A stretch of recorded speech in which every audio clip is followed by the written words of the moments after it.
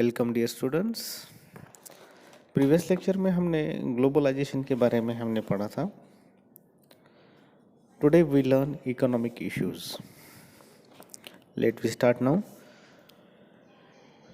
Some of the important changes that have occurred in the area of economic issues are follows. First one is free flow of finance capital. Investment is an important aspect of the economic system.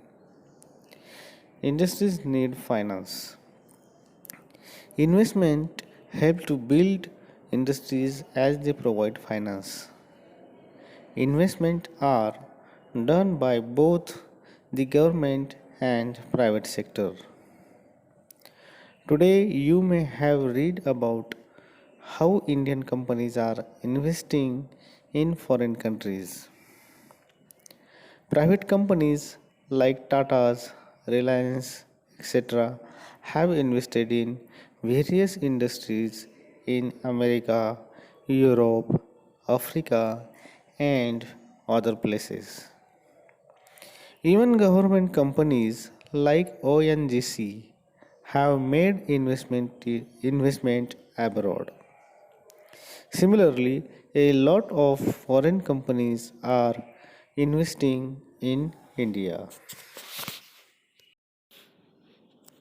तो दोस्तों, आज के lecture में हम economic issues, globalisation में हमारे देश में क्या क्या बदलाव हुए आफ्टर 1991, हमने किस तरह से ग्लोबलाइजेशन को फेस किया है और हमारे उस वक्त के क्या परेशानियां थी हमारे देश के सामने, तो वो हम आज देख रहे हैं। ग्लोबलाइजेशन की वजह से हमारे देश के ऊपर क्या इम्पैक्ट हुआ और ये नए कंसेप्ट हमारे लिए किस तरह से एग्ज़ाम ओरिएंटेड इसको पढ़ना है।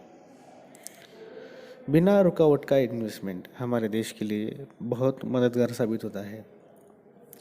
इन्वेस्टमेंट यह किसी भी इकोनॉमी का अहम पार्ट होता है। ध्यान में रखिएगा, अगर कोई भी बिजनेस किसी भी देश को अगर चलाना है, आगे बढ़ाना है, या किसी भी व्यक्ति को अगर अपना खुद का ओन बिजनेस अगर खड़ा करना है, तो सबसे पहले उसको क्या लगता है? कैपिटल, यानी पैसा सबसे ज़रूरी होता है। तो हर देश के लिए, हर मुल्क के लिए अपने देश में इकोनॉमिकली स्ट्रांग होना काफ़ी ज़रूरी होता है। तो जितने भी अपने देश में जितनी भी इन्वेस्टमेंट आएगी, तो वो हमारे देश को, इकोनॉमी को मजबूत करने का काम करती है। कोई भी कंपनी जब खड़ी होती है तो उसे पैसों की ज़रूरत होती है। इन्वेस्टमेंट के ज़रिए अलग अलग इंडस्ट्रीज़ का निर्माण हो सकता है। हम समझ सकते हैं कि आपके पास अगर ज़्यादा कैपिटल रहेगा तो आप कोई भी बिजनेस खड़ा कर सकते हैं। तो इन्वेस्टमेंट यह सिर्फ सरकारी लेवल पर ही नहीं, बल्कि प्राइवेट सेक्टर से भी की जा सकती है।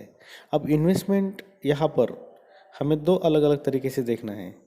इन्वेस्टमेंट, एक गवर्नमेंट एक इन्वेस्टमेंट करता है पब्लिक के लिए, और एक प्राइवेट सेक्टर जो अपनी खुद की कंपनी खड़ी करके यहाँ पर इन्वेस्टमेंट का काम करती है।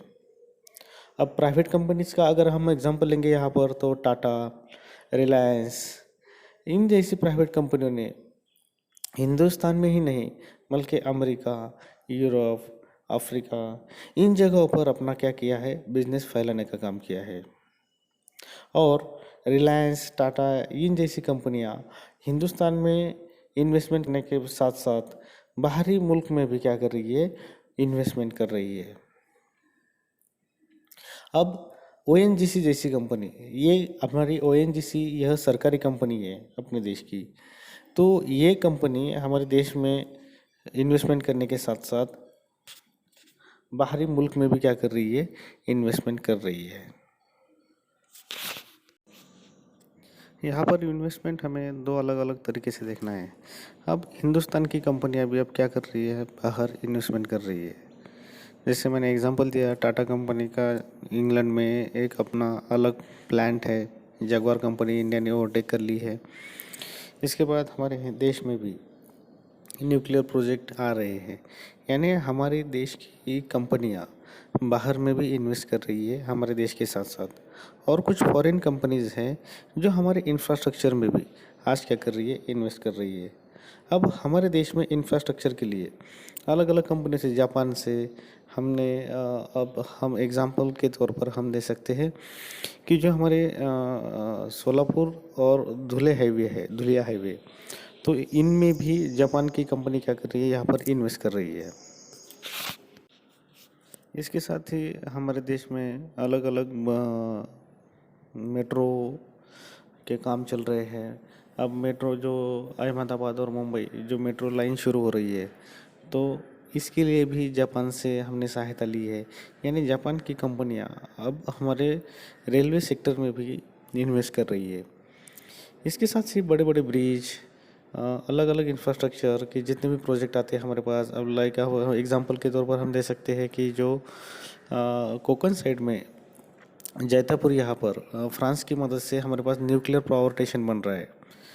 तो ये अलग अलग तरीके से हमारे देश में बाहरी मुल्क से क्या हो रही है, इन्वेस्टमेंट आ रही है। और हमारे देश की कंपनियां भी, गवर्नमेंट की कंपनियां, ओएनजीसी कंपनी बाहरी देश, दूसरे देशों में भी क्या कर रही है, इन्वेस्ट कर रही है।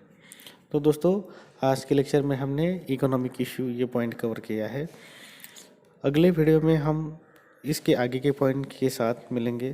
तब तक के लिए धन्यवाद।